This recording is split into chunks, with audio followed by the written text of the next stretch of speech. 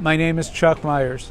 I was commissioned as a second lieutenant from DePaul University in 1966, promoted to first lieutenant in December of '67, and I served a year with two different organizations, a Vietnamese advisory unit and then an American infantry unit in north of Saigon. I did numerous things, decoded radio traffic. I flew in the back seat over the Ho Chi Minh Trail in a small two-seater airplane, and we worked in an office with Vietnamese who we didn't talk to. We didn't trust them. My job was to monitor hand-implanted and airdrop what were called seismic intrusion devices. They look like carrots. Hi, I'm Francesco Bifro. I'm a part of the Military History Club, and I'm a senior here at York. I just delivered a speech here for the Veterans Day Assembly.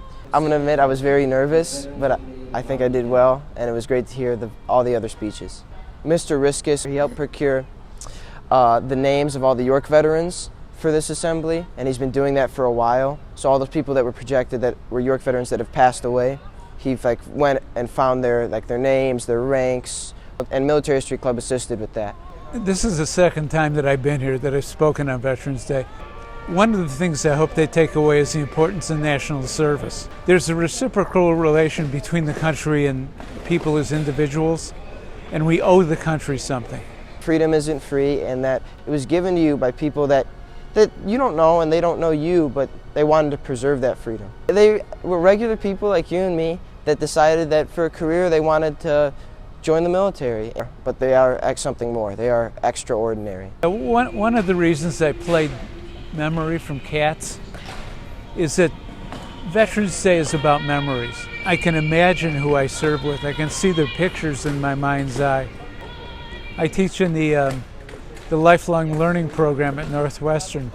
Last summer, we used Tim O'Brien's The Things They Carried, and we had the opportunity to reflect on his experiences in Vietnam, augmented by some stories that I had. I'm retired, but I'm not retired.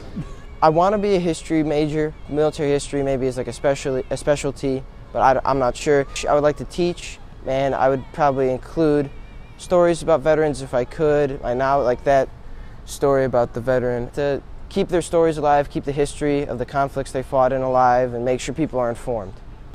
Not only is it important for students to hear the stories from veterans, I think it's important for veterans to see several thousand kids in one room just listening. The act of listening leads to reflection and then hopefully ultimately to some form of action.